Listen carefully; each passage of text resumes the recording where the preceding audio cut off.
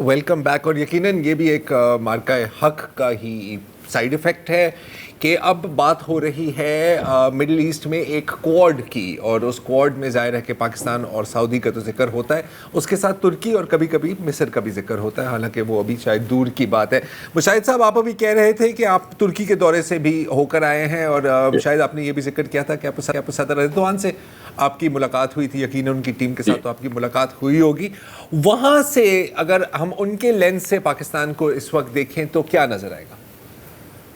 मेरी उनसे भी मुलाकात हुई, और उनके जो फॉर्मर प्राइम मिनिस्टर हैं, जो आजकल डिसिडेंट हैं, प्राइम मिनिस्टर अहमद दाऊदोगलू, वो प्रोफेसर भी रहे हैं और वो इज अ थिंकिंग पर्सन, उनसे भी उनकी लैदा पार्टी है आजकल, उनसे भी मुलाकात हुई। प्लस आपको पता होगा कि आजकल तो most of the Palestine leadership जो है एग्जाइल में, वो दोहा से शिफ्ट होकर इस्तांबुल आ गई है, तुर्की आ गई है। They are being hosted by the Turkish government. उनसे भी हुई, एक बड़ा एक रिफ्रेशिंग हुआ फीलिंग कि पाकिस्तान के बारे में एक रिजुविनेशन है, और वो समझते हैं कि पाकिस्तान और तुर्की है, which is true also, because Turkey is the most powerful other Muslim country, NATO का मेंबर भी है,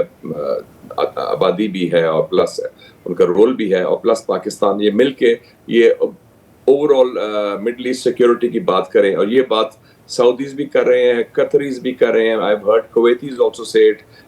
even the former prime minister अभी जो कतर का है, जासिम बिन हामिद, उसने भी कहा है अल जज़ीरा के इंटरव्यू में कि GCC plus Pakistan and Turkey should provide for security of the gulf. तो एक नए जाविये से लोग देख रहे हैं, और मुस्लिम कॉड जो था, हम बात करते थे, it's now quite a reality. At least 3 of us जो हैं, Saudi Arabia, Pakistan and Turkey, तो बड़ा क्लियर हैं। डिफेंस प्रोडक्शन में कोऑपरेशन भी हो रही है, और मेरे ख्याल में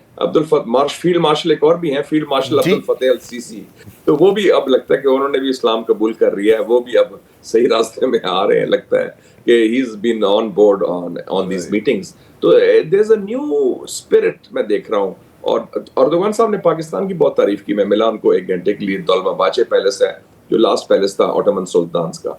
तो वहाँ इस्तांबुल में उधर उन्होंने मुलाकात की, और बड़े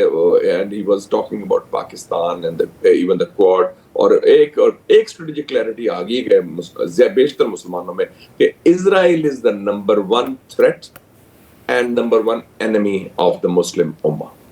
ये जो थी, आई मीन मेजॉरिटी के, मैं सबके नहीं कहता, सारे मुसलमानों की बात नहीं कर रहा, रिजीम्स की, लेकिन कम से कम काफी जो थोड़ा बहुत था इसमें, आई थिंक आइडियोलॉजिकल फ्लैबीनेस वो दूर हो गई इस हवाले से कि इजराइल की थ्रेट को अब सब रिकग्नाइज कर रहे हैं, और जो emergence of Muslim middle powers है, जिसमें of course Pakistan is one of them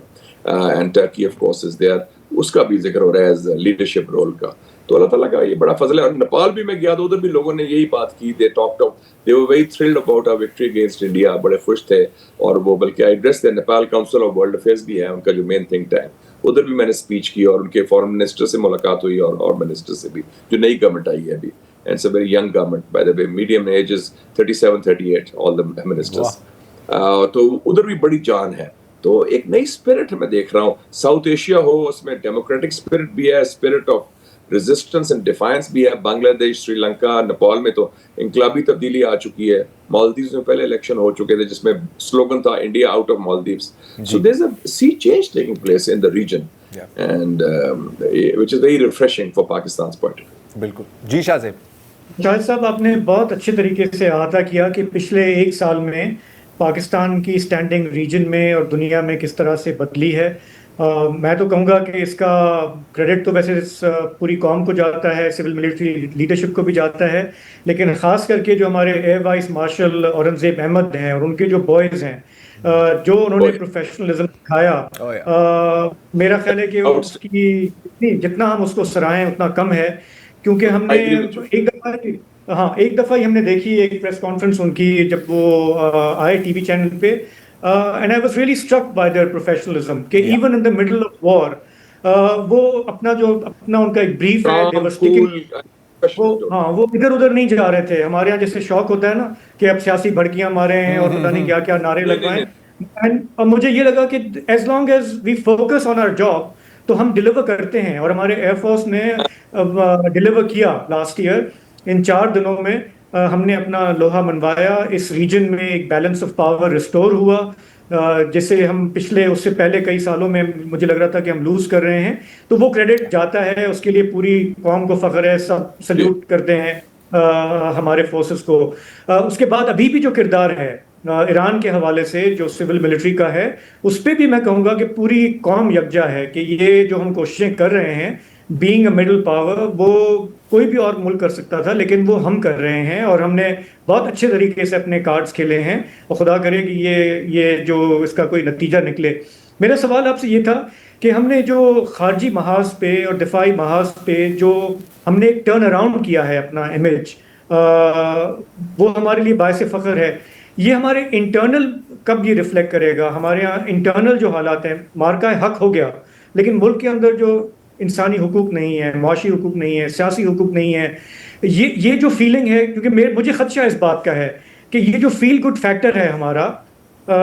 بیرونی محاذ پہ، دفاعی محاذ پہ، میں چاہتا ہوں کہ اس کا تسلسل ہو، یہ آگے بڑھے، ہم ملک میں اندر بھی ہم محسوس کریں کہ پاکستان جو ہے وہ واقعی ایک نئی ٹریجیکٹری کے لیے تیار ہے۔ یہ آپ کو نظر آتا ہے کہ وہ کب ٹرانسلیٹ ہوگا؟ ہمارے انٹرنل پالیسیز، ہمارے جو سسٹمک مسئلے ہیں، ڈیپ روٹڈ ہیں، یہ اس میں ہوگا بھی یا یہ خوش فہمی ہوگی ہماری؟ یہ بڑا فنڈامنٹل کویسچن ہے۔ بیفور آئی آنسر دیٹ، میں تھوڑا سا ایک بریف کامنٹ کر لوں جو آپ نے بات کی ہمارا جو امیج کے حوالے سے۔ اب دیکھیں نا، دو مختلف ملک ہیں جو آپس میں دشمن ہیں۔ ٹرمپ کہتا ہے کہ مائی فیوریٹ فیلڈ مارشل، ٹھیک ہے، and when field marshal Asim Munir went to Tehran,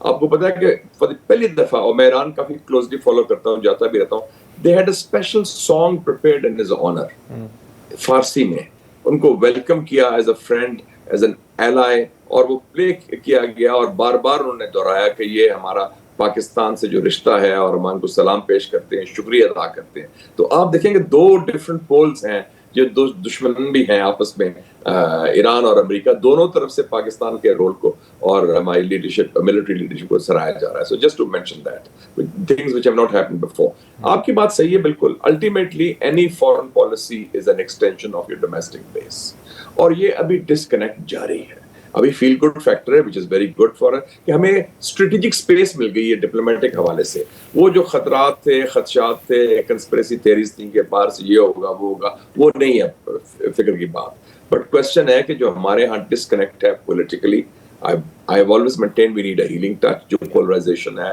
اور دوسرا یہ ہے کہ especially on the economic field، اور پلس جو سب سے بڑا میں سمجھتا ہوں کہ میں نے دیکھا ابھی نیپال میں کیا ہوا۔ آپ کو پتا ہے کہ جتنے ٹاپ لیڈرشپ تھی، ٹریڈیشنل لیڈرشپ، ادھر کمیونسٹ گورنمنٹ تھی، ماوسٹ گورنمنٹ تھی، ان کے گھر جلا دیا گئے، عوام نے اٹیک کیا۔ اینڈ دا ڈسکنیکٹ، یہ جو انیکوالٹی اینڈ کرپشن ہے، دا کرپشن آف دا ایلیٹ، جو ایلیٹ اور اسٹریٹ کا گیپ ہے نا، یہ بنگلہ دیش میں بھی تھا، یہ سری لنکا میں بھی تھا، ادھر بھی اٹیک ہوا، آپ کو پتا ہے پریزیڈنٹ کے گھر میں، ادھر نیپال میں بھی ہوا۔ And Nepalese people are normally very docile, بڑے سافٹ سپوکن ہیں، ٹیمپر ہماری طرح نہیں، ہر چھوٹی بات پہ لڑ پڑتے ہیں، وہ بڑے ریلیکس لوگ ہیں۔ میں نے کوئی کسی ٹیمپر لوز کر نہیں دیکھا نیپالی کو، لیکن they were so upset with their own elites greediness and grabbiness۔ تو وہ ایشوز پاکستان میں بھی ہیں۔ We have a self-serving, self-perpetuating, greedy and grabby elite جو صرف اپنے خاندان کا یا اپنی آپ کلین کہہ لیں، I call it political tribalism، کیونکہ اب سیاسی جماعتیں تو نہیں رہی، وہ قبیلے رہ گئے ہیں۔